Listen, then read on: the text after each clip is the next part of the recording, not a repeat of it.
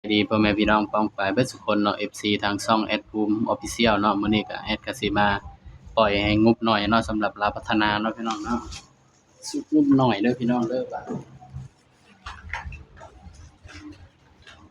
เดี๋ยวแอดหาปากกาก่อนนะมาเบิ่งนำกันเนาะสำหรับสุดงบหน่อยเนาะพี่น้องเนาะแอดก็สิให้ขี่4คู่เนาะพี่น้องเนาะสำหรับลาวพัฒนาสุดงบหน่อยเนาะพี่น้องสุดงบหน่อยเด้อพี่น้องเด้องวดวันที่28เนาะ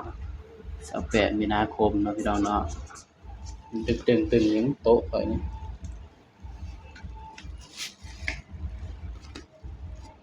นี่สำหรับสุดงบหน่อยเนาะพี่น้องเนาะหากันได้กลับห้องพี่น้อง2มื้อ3มื้อเนาะพี่น้องเนาะสำหรับรับพนางบหน่อยเด้อพี่น้องเด้อ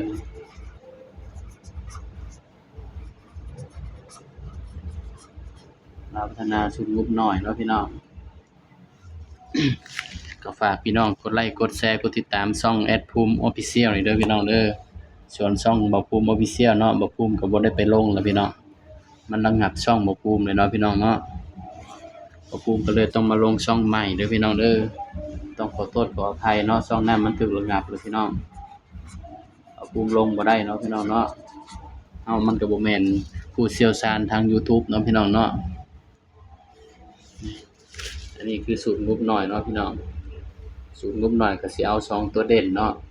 เอาเด่นทั้ง2ชุดมาจับวินใส่กันเนาะพี่น้องเนาะ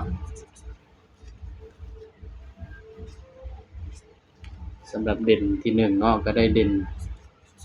1 2เนาะเด่นที่2ก็ได้8 9นี่พี่น้องนี่อันนี้แอดภูมิก็สิเอามาจับวินกันเนาะพี่น้องนี่นะ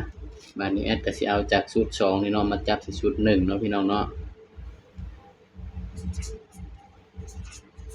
อันนี้คือสูตรงบหน่อยเด้อพี่น้องเด้อ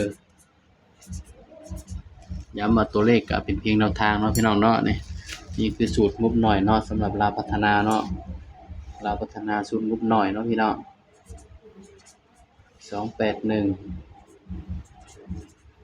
189นี่3ตัวเนาะพี่น้องนะนี่ก็เป็นเพียงแนวทางเด้อพี่น้องเด้อในไผมักก็แคปหน้าจอไว้เป็นแนวทางนี้เด้อพี่น้องเด้อสำหรับลาวพัฒนาสูตรงบหน่อยเนาะพี่น้องเนาะแคปหน้าจอไว้พี่น้องแคปไว้เด้อพี่น้องเด้อนี่สำหรับลาวสูตรงบหน่อยเนาะนี่สูตรที่1ได้1กับ2สูตรที่2ได้8กับ9พี่น้องสำหรับคลิปนี้เนาะแบบแอดภูมิก็ฝากพี่น้องกดไลค์กดแชร์กดติดตามช่องแอดภูมิเลขคำนวณนี่เด้อพี่น้องเด้อสำหรับท้ายคลิปนี้เนาะ